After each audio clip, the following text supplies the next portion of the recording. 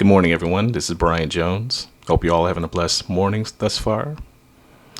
Please note that this is a pre-recorded video and I'm in the chat. So, choosing the best tech for you.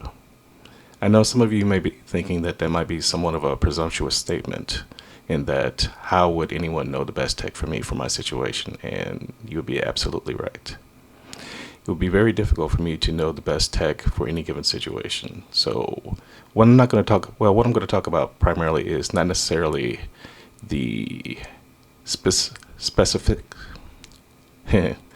What I'm going to talk about is not necessarily tech in itself. Now, don't get me wrong. I'm going to talk some tech, and I'm going to talk about some formulas and whatnot. But I'm also going to speak on the methodology as to making decisions. How to go about assessing two different items and comparing the pros and cons of each of them. And let's start with that, and we'll see where this goes.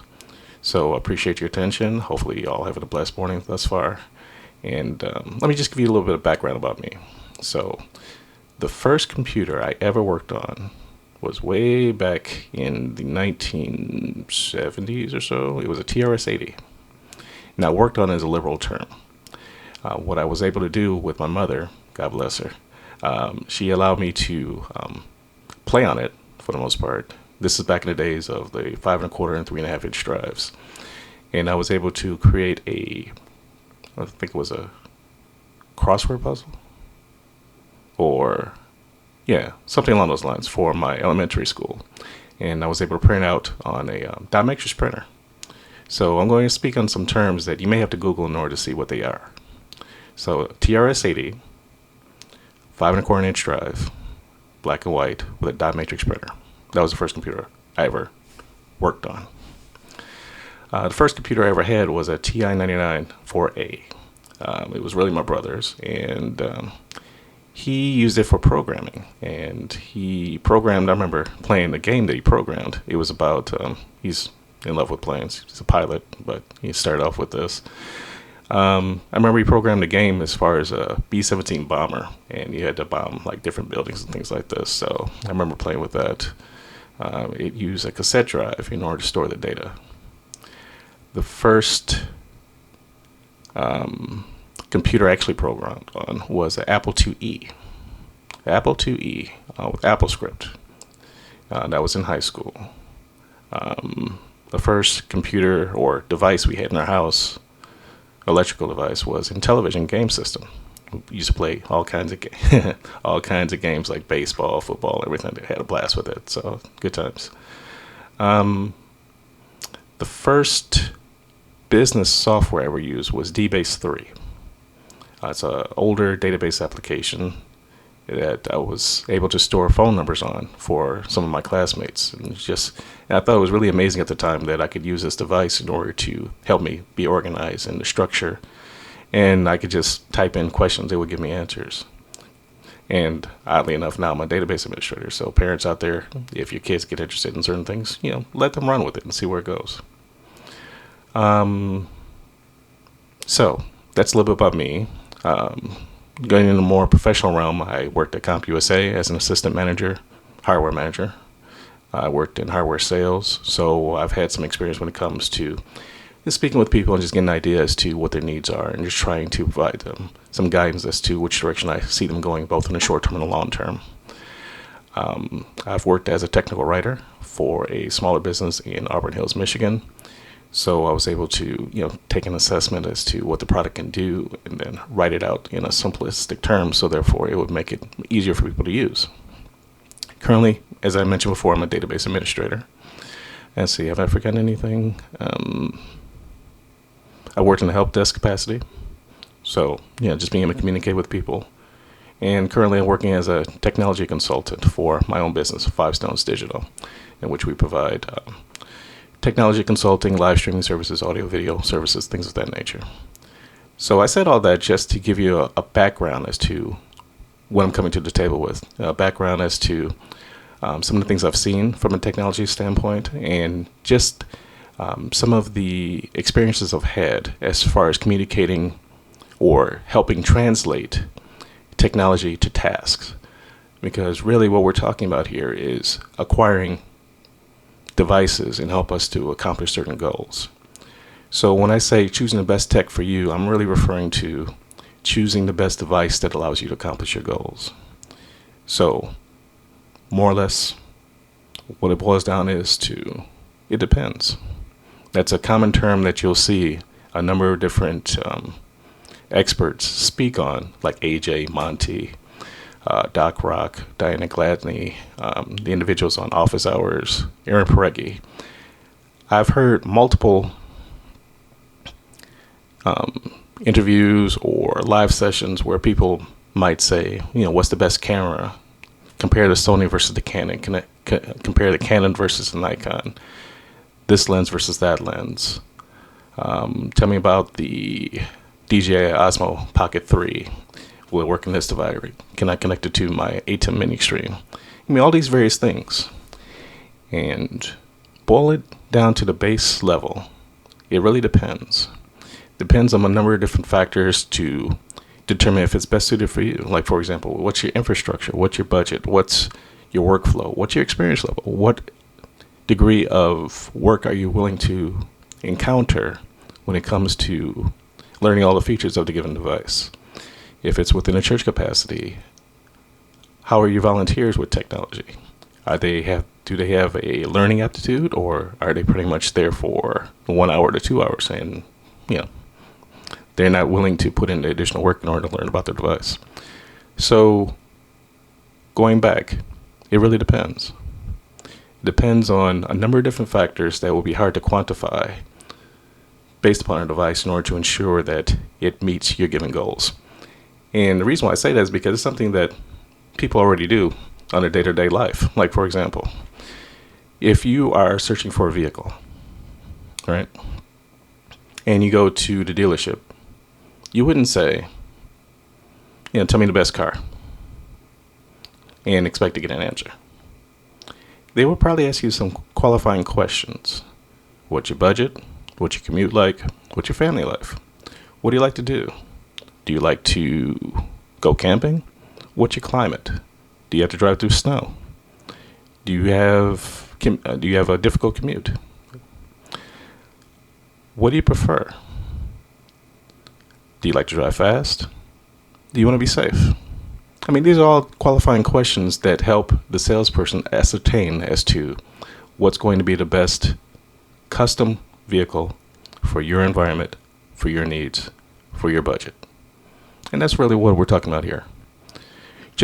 And what I plan on doing today is giving you some insights as to some of the baseline technologies when it comes to video, audio, and other technologies, as to take an understanding of the base level, get hopefully a full, to the best of my knowledge, a better understanding as to how do things work at a scientific level, and then be able to take that knowledge in order to help filter out the different options in order to determine the best technology for you. And speaking of knowledge, it's kind of interesting. When I was doing the research on this project, I took a look at the definition of technology, because it's something of a ubiquitous term that we use interchangeably when we talk about tech here. And just when you speak on it, the common thing that comes to mind is some kind of device, computer, phone, camera. That's tech, right? Now, Webster has a different definition.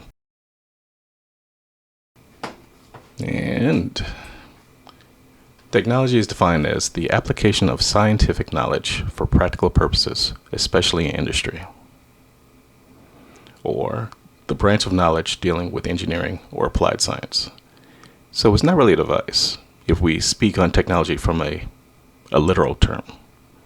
It's the application of knowledge for practical purposes. So that's really what we're trying to do here. We're trying to learn and just know what it is that we need to do and apply that knowledge to our given tasks. Now, I'll be honest, I'm still going to use technology in the way that we most likely, refer to it, as devices or whatnot. But I thought it was an interesting tidbit just to really understand what the term technology refers to and how we generally use it on a day-to-day basis. So, what to expect? As I kind of alluded to, it's not going to be your traditional talk when it comes to gear. I'm going to speak on some of the fundamental scientific principles when it comes to a camera, as far as, sensor sizes, or audio when it comes to preamps, or sound reflections in a room, or just audio quality in and of itself. So it's going to be a different type of talk, and I apologize in advance. I might go off in different tangents, and I will try to provide the resources that I refer to in a later date in a text file, so that way you'll be able to research this on your own. And my ultimate goal is just to, again, to help, just to provide guidance as to how to filter through the noise. Because you're going to see, and I'm sure you've already seen, all the YouTube commercials where people talk about this, that, or whatnot. And it kind of reminds me, when you really sit down and think about it, it reminds me of Saturday morning commercials. And if you go back and think about the Saturday morning commercials with your animated specials or whatnot, and people like G.I. Joe and Transformers, you see them utilizing all these different toys in different environments. And it draws me back to a statement my mother told me once upon a time. And she said, "Brian, you see that toy in the commercial? And you said you want it, right?" I said, "Yeah, Ma." So she said, "Imagine that in your house, in your park, in your backyard. Never mind the backgrounds, never mind the hills, the water, all the things that they have that you don't have. Take a look at the device in and of itself, and imagine that at your house." And that would be the best way to go about thinking about whether or not it's going to be best suited for you. And that's what we're going to talk about today. Filter through all the YouTube noise, filter through all of the hype videos, the promotional videos from the companies that are designed to make you interested in the product, and think about the device in and of itself and whether or not it's going to meet your needs, your goals, your objectives within your budget. So let's get started with audio. Okay, audio. The reason why we're starting with audio is because it's been commonly referred to as 50% of video. If you're not able to hear what the person is saying, or you can't hear what the preacher is preaching, or you can't hear the musician playing the instrument, then the general experience as far as being able to understand what is being presented is diminished greatly. I mean, you have to go way back to the days of silent videos where you actually had people animating and whatnot, and then you had a little subtext at the end referring to what they actually said.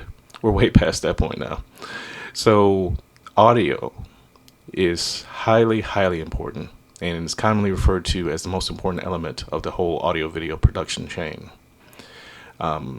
Generally speaking, from what I understand, it's audio, as far as ranking in order: audio, lighting, video, in that order.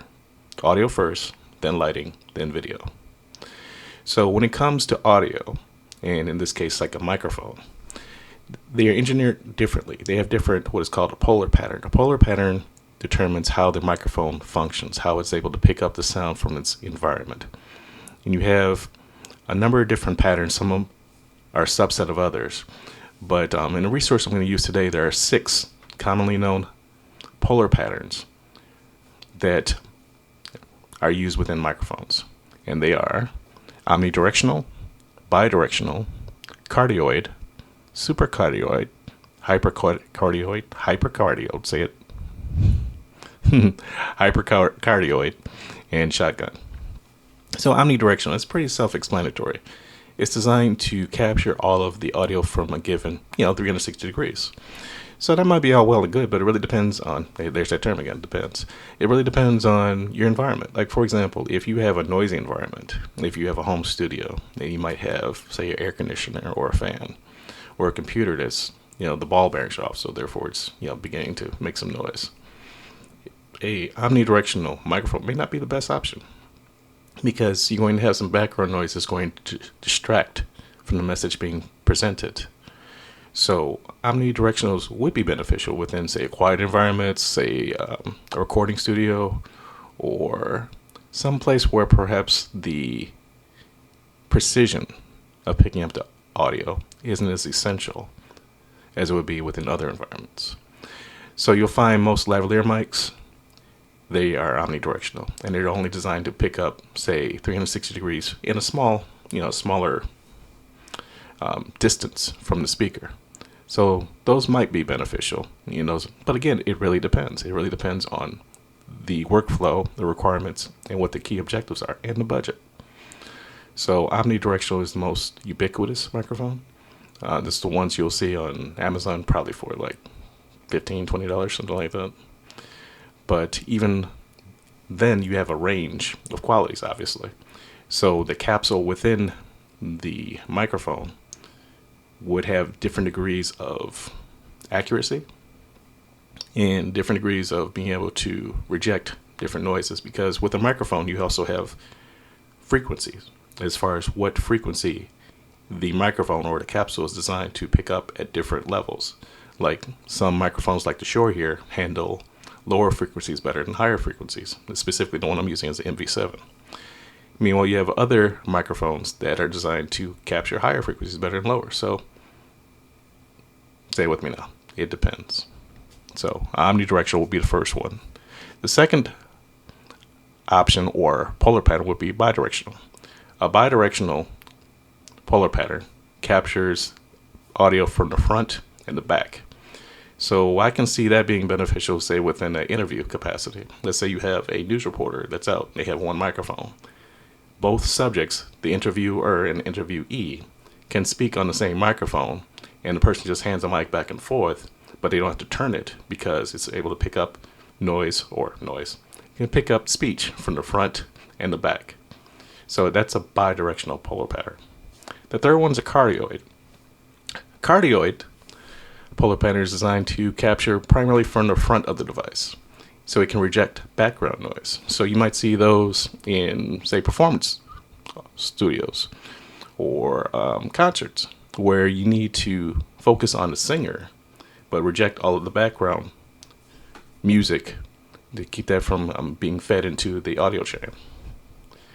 Supercardioid, that's a little bit different, because it can actually capture some of the audio from behind the speaker or behind the front of the microphone.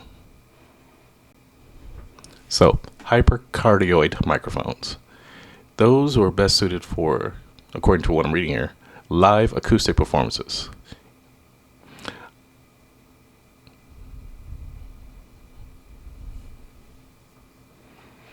So, according to dittomusic.com, because hypercardioid microphones are extremely directional, they require intricate microphone setup techniques and can be knocked off by the smallest of positional movements. If you're performing a chilled out acoustic gig, then this is for you. If you're planning on shaking your stuff and getting involved in the crowd, maybe not.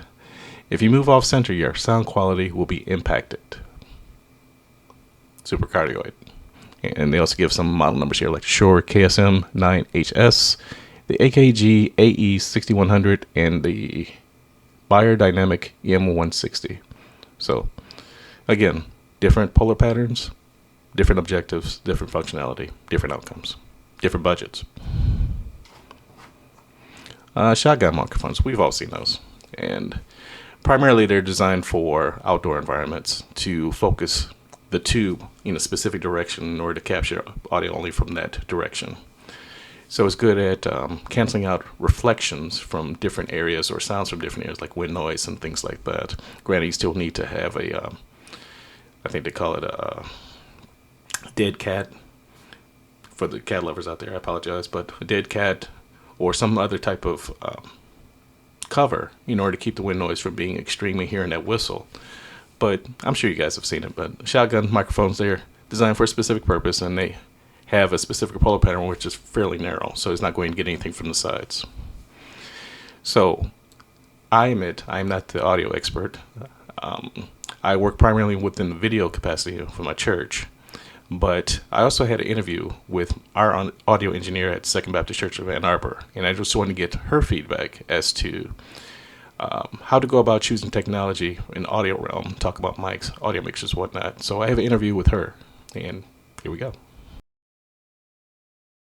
So I think the first thing would definitely be to ask what they want, because I think a lot of the times we think we want what someone else has, but until you actually sit down and talk about it, you don't really know what that means. So it would be more of, for instance, start with mics. And I start with mics instead of speakers just because I think that helps people understand how many speakers and what that's going to look like based on the mic situation, and also about expanding that. So, for instance, with Second Baptist, we started out with, I think, just 8 mics. I think we started with the basics.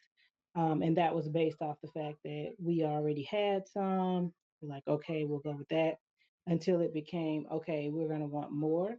And based on that was when I thought, okay, now we need a new board. Because, of course, we started out um, not in digital. So we were in analog first. And those transitions, I definitely wish we had asked questions sooner so that we could have skipped a few steps Gotcha, in those gotcha. transitions. So, like from analog, we went from analog to this to advanced digital without the skill sets needed, and then kind of backtrack to get to where we are now. And so I just wish we had a sat down and really talked about that, and it wasn't just the, ooh, we see something nice and pretty that somebody else has, we want it. Because particularly with me, it's like, well, I came from analog, and while it was an easy transition to digital, it was also a steep learning curve.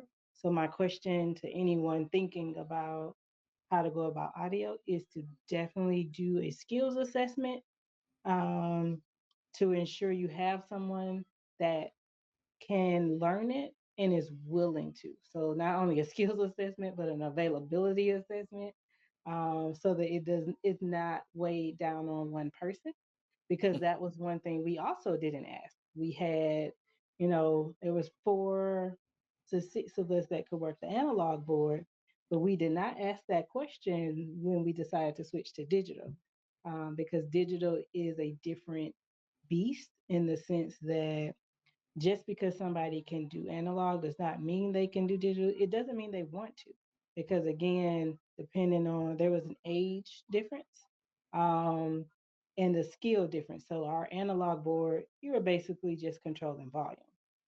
We could have did more, but we were just controlling volume, to be honest. Versus with the digital board, you're controlling everything. So it becomes, do you even want to know this much about audio? Because that's what it comes down to. Do you even want to know this much? And if you do, do you have the availability to be that committed, to stay throughout everything? And so I know for me, that would be a question, is to say, hey, how many people do you have that's actually available to do this? Not how many you think you can train. How many do you have currently, so that it doesn't become, okay, there's one person is responsible for everything and is going to have to basically rebuild a, a whole gang of folks behind them, because knowing how many people will also say, okay, which board do you want?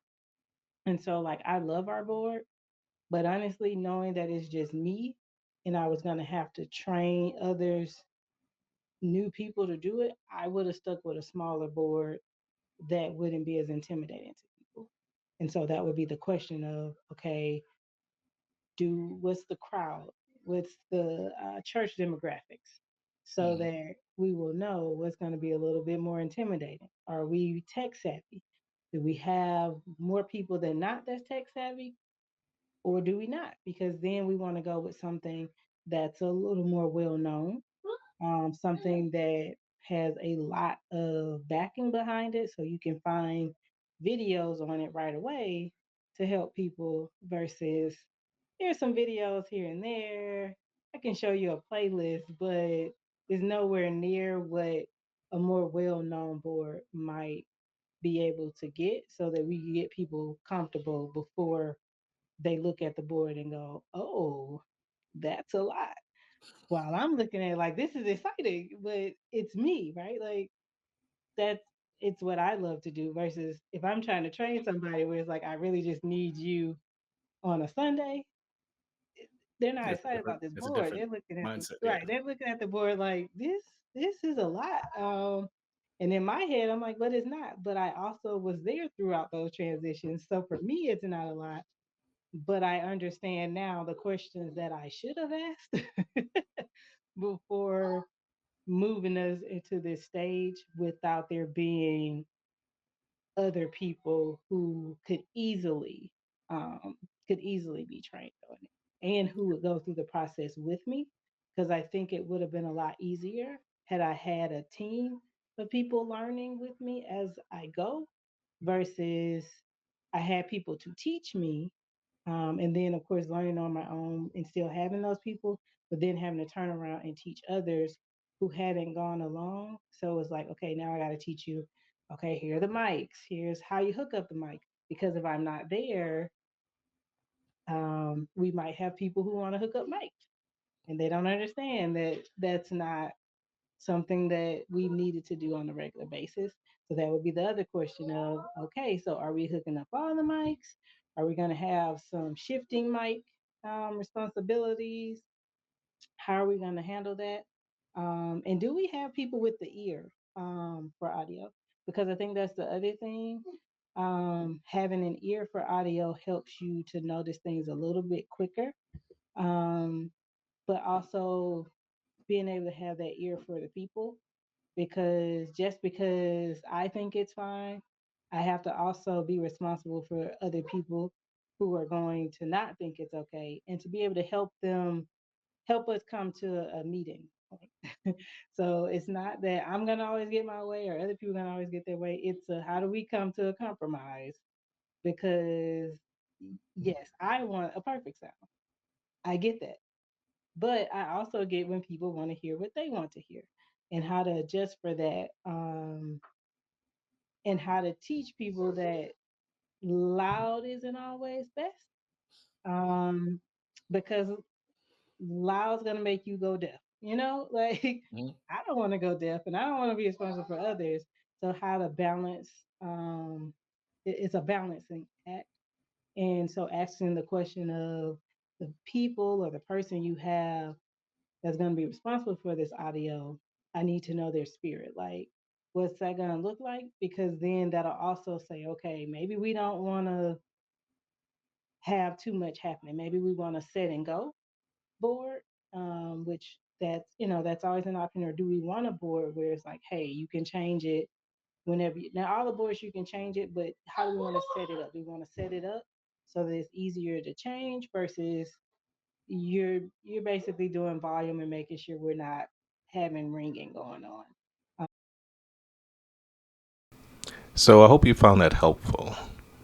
Akeisha is our audio engineer for our church, like I said, and she's really skilled as in making the audio sound right, taking all the different sources that we have. I mean, we have up to 20 singers. We have multiple instruments with a full drum set. So, if memory serves, I think we have about 38 inputs into our Behringer wing. So that's something I'm still learning, and it's very interesting, and it's a calling, and something that she's always been interested in, and she's really been blessing us with her skill sets and whatnot. So that's audio. So now let's get into video. So let's start with the camera itself. The camera itself has a sensor. It's an image sensor, and that's how the camera interprets the light that's coming through the lens.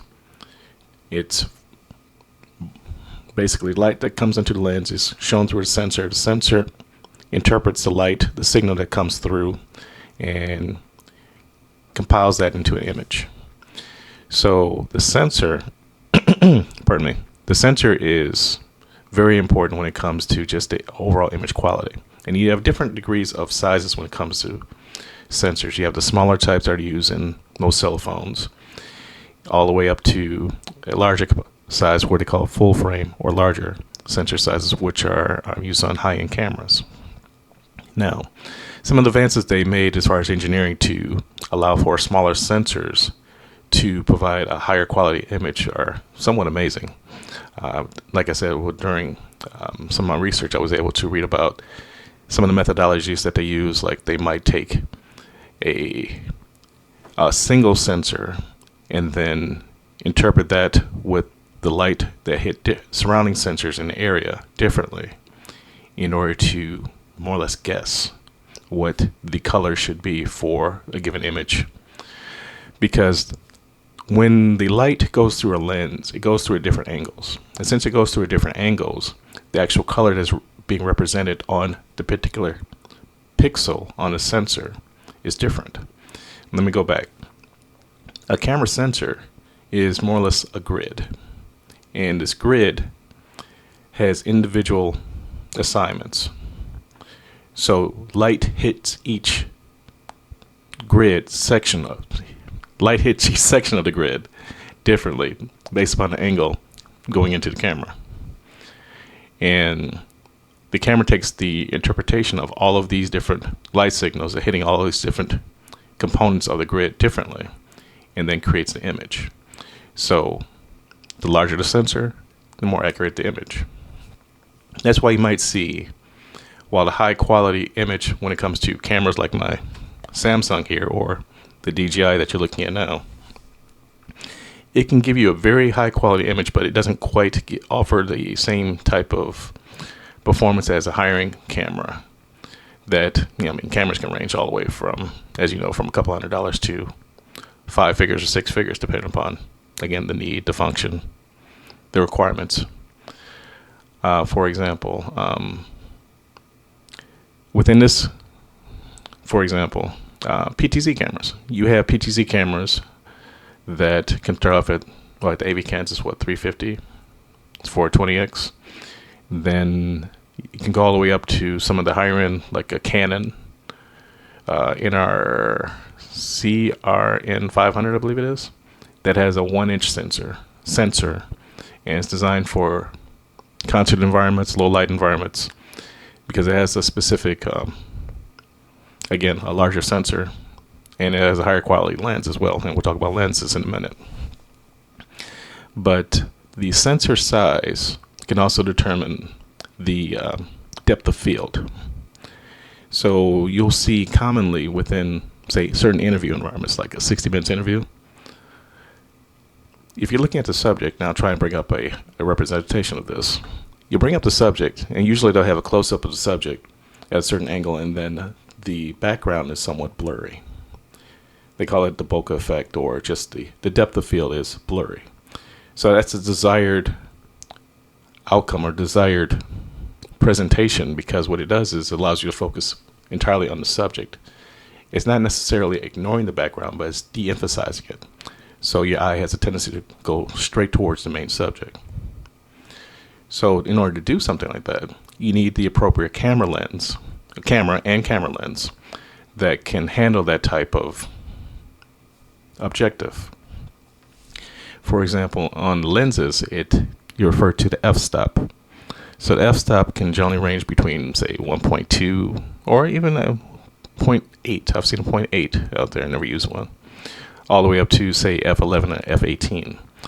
So the higher the number, the larger the depth of field. So as I was speaking on earlier, when you're looking at a 60 minutes interview and they have that close-up of the individual being interviewed, that's probably shot at maybe a 1.2 or 1.4. And what happens is there's a iris on the camera. And the iris determines the amount of light going into the camera. So if it's a smaller number, oddly enough, that means that the actual iris is larger. So a f1.2 might have something like this, where it looks like it's just open, gaping hole. Now, as the number gets larger, the f, it gets smaller. So f18, it collapses upon itself, or f18, f11, to the point where you're just looking through like a very small hole like this. So the size of the hole determines the amount of light that goes in.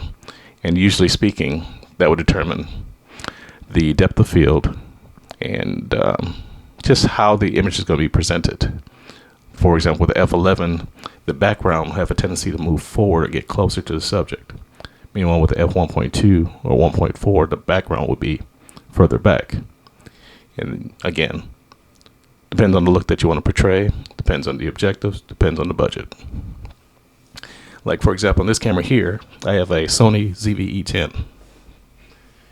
And it's highly recommended within the YouTube community. This particular lens is a 1.4 30 millimeter. Now, this is called an APC sensor size. So it's smaller than a full frame, but it's larger than, say, a 1/2.4, 1/2.6, or 2.7 sensor size that you find within cell phones, like your Apple or Samsung. So I really like this camera. I like this lens. With the 1.4, it gives me a lot of clarity, and it gives me a lot of flexibility when it comes to setting up my shot and framing my shot. So that is the Sony. Meanwhile, I also have the OpSpot. I'm yet to really get into this, but the thing I like about this is it's engineered differently, obviously, than Sony, but also has NDI, HDMI, and wireless. So it goes back to the initial point that we were talking about. Different tools, different tasks, different objectives. So I can use my Sony with my any one of my video switchers. I have the A10 Mini Extreme ISO. I have the YOLOBox Pro, and also have the OC Go Stream. So those require HDMI inputs. The YOLOBox also allows for USB connections. So I can use my Sony with any one of those video switchers. Meanwhile, I can also use the OpSpot because it has a micro HDMI out. But here's the interesting thing about the OpSpot. It has NDI as well. So I can use all my HDI ports on the OpSpot and still use the NDI component on the OC Go Stream with the OpSpot tail air camera. So if I had another NDI camera, I would be able to use it with the OC Go Stream, but I couldn't use it with the ATEM without an adapter. So more often than not, you really want to know your, as I mentioned earlier, you want to know your environment, your workflows, and the capabilities of the hardware and how well they interact with one another. And that would more or less determine how successful and how fluid your workflow will be, and ideally, the fewer problems you'll have.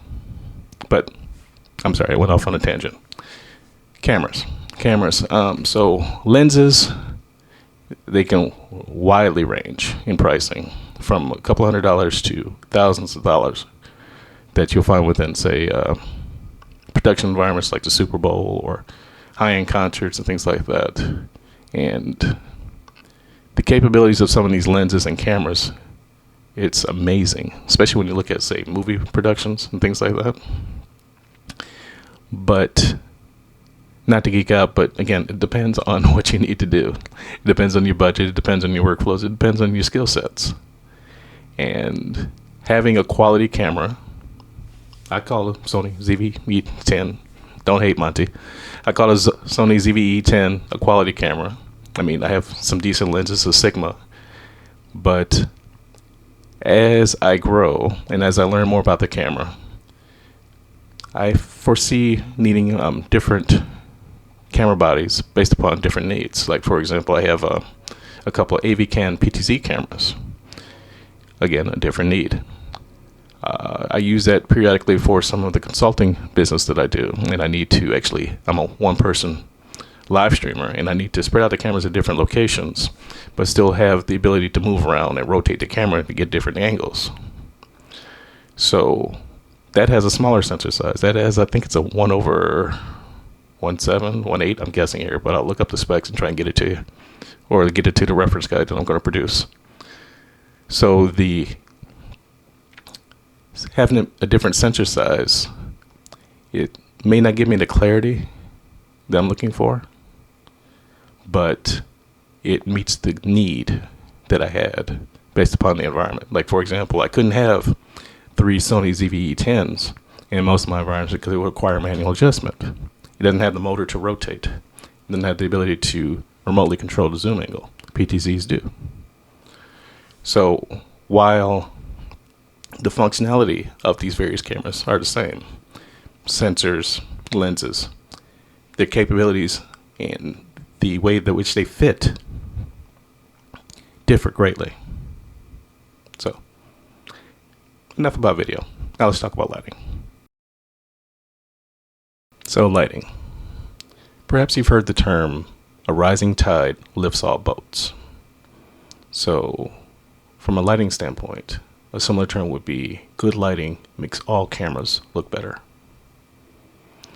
So let's think about it fundamentally. I mean, if you go outside at night and it's overcast night and perhaps the moon isn't visible or whatnot, granted, you're going to see some street lights, but it's going to be fairly difficult to see because you don't have any light or much light to shine on objects, and that light is not being reflected back to your eyes. So it's the same with cameras. The ability to light your subject and have those light waves reflect off your subject back to your camera is paramount to ensuring that the image or the video is at a higher quality. And having a more light on your subject, I mean, don't illuminate them to the point where it's, blinding, but having the right amount of light with the right color temperature goes a long way to ensuring that the image in the video that you see is pleasing to the eye. So with light, it comes in different spectrums as far as color temperatures is what they refer to. Ranges from 2,000, 3,000 Kelvin to all the way up to, 7,000, 8,000 Kelvin. I apologize, I don't know the exact numbers. But one of the more important numbers to remember is that daylight is considered 6,500 Kelvin. So that it represents daylight, so therefore it's what we're most familiar with. So when possible, again, depending upon the need, the objective, the functionality, the budget, the goal ideally would be to present the subject, again, depending upon the environment, and the key objective of the video would be at a very fundamental level, present the light at a 6,500 Kelvin range. Now you might think, well, I have these lights in this church, or I have these lights over here. Lights come in different temperatures. Like fluorescent might be in the 4,000s. It varies because it really depends on the manufacturing process as well. So, for example, different bulb manufacturers, or if you just need an industrial light for, say, a workshop, they're not really trying to engineer the light to fall at a certain temperature. They just want it to illuminate. So the color temperature can vary greatly. And if you have different color temperatures from different lighting sources, that causes the camera to have to work harder in order to try and find out what true white is. Because a camera is going to just take in all of the light signals that we talked about before with the different color temperatures and present an image. So that's why you might see little green hints here, magenta here, magenta hints magenta there, because you may actually have different sources of light with different color temperatures reflecting off your subject and then presenting it to the camera, which has to do its best guess, or you have to manually set it to account for these variations. So remember, good lighting makes all cameras better. It allows you to present your subject in a way, pardon me, it allows you to present your subject in a way in which you want to present them, and it just makes the whole experience a lot better. Now, there is a formula to determine what the appropriate distance would be for lighting, say if you're in a church. Generally, you've seen them, and you've seen them online. You'll have either a darkened environment where they have what they call wash lights that's scattered around, across the ceiling in order to illuminate the stage. Or you might have, I forget the exact term as to the category, but I know at my church, I think they're called intimidators.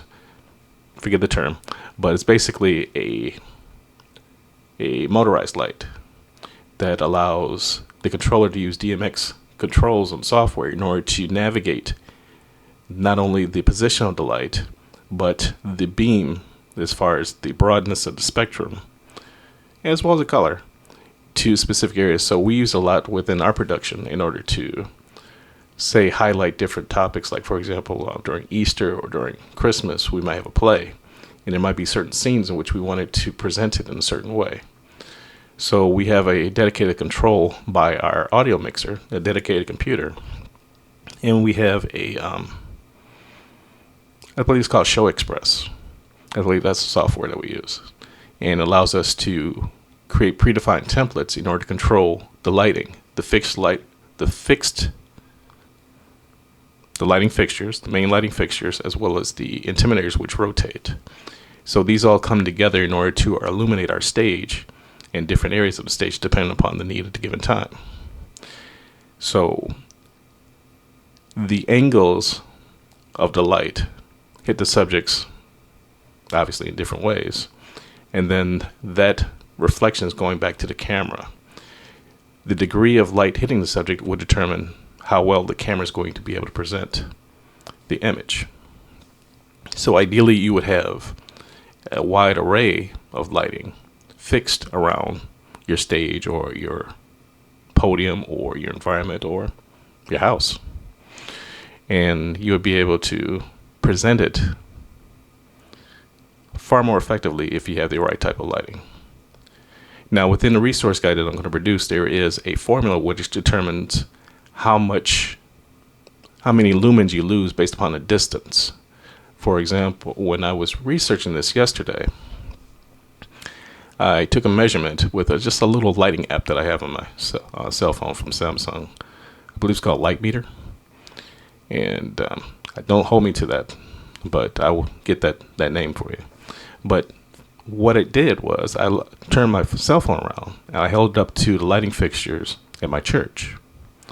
And at the podium, we have lighting fixtures roughly 45-degree angles. So I was able to turn it towards the back camera, which is at a 0-degree angle from the podium, roughly about 100 feet away. And the lighting fixtures were, if I had to guess, maybe about 40 feet away and roughly about 25 feet up. So I was able to take this lighting app and rotate it based upon facing the back camera, which is at a 0-degree angle, and then the two side lights at a positive 45 and a negative 45-degree angle.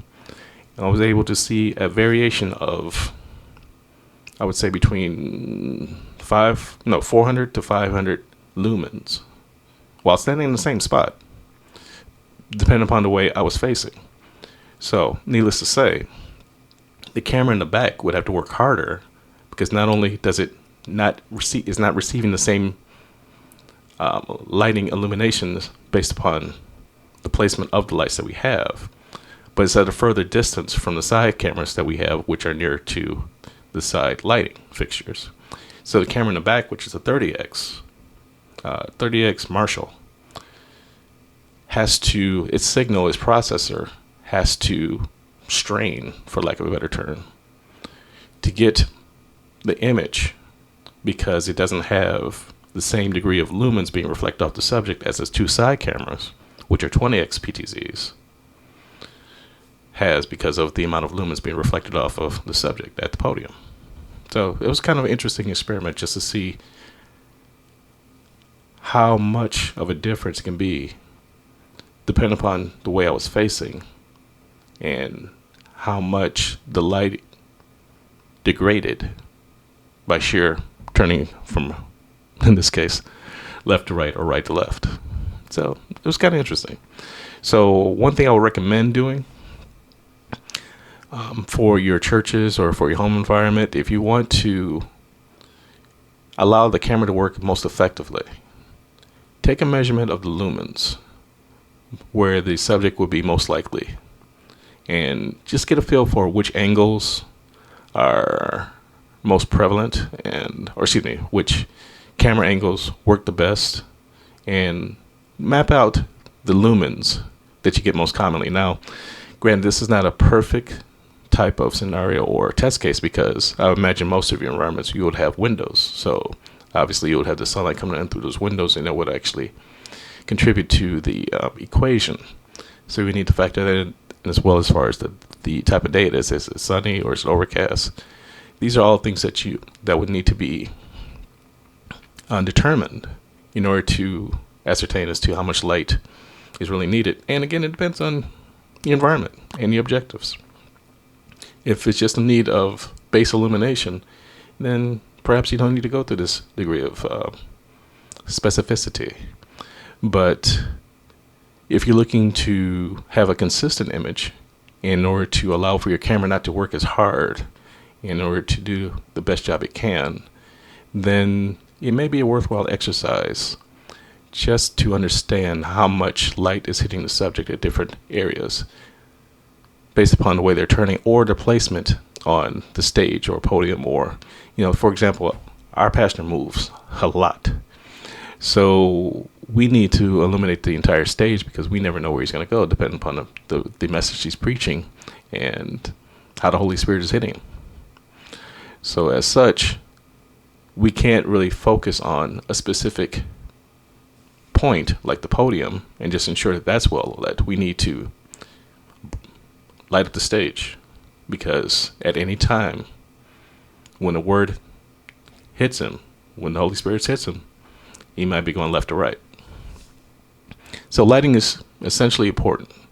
It determines, as I keep on saying, how hard the camera has to how hard the camera has to work, and the amount of light that's hitting the center, and then the amount of the quality of the image, to put it bluntly. So better lighting, better video, better experience. So with that concludes my presentation. I apologize for going off topic and rambling at certain times. I hope you found it valuable. If you're in need of assistance, please reach out at info@fivestonesdigital.com. That's info@fivestonesdigital.com. I'd love to speak with you, dialogue with you, give you some assistance. I hope you have a blessed day. I hope you enjoy the rest of the sessions, and take care, and God bless.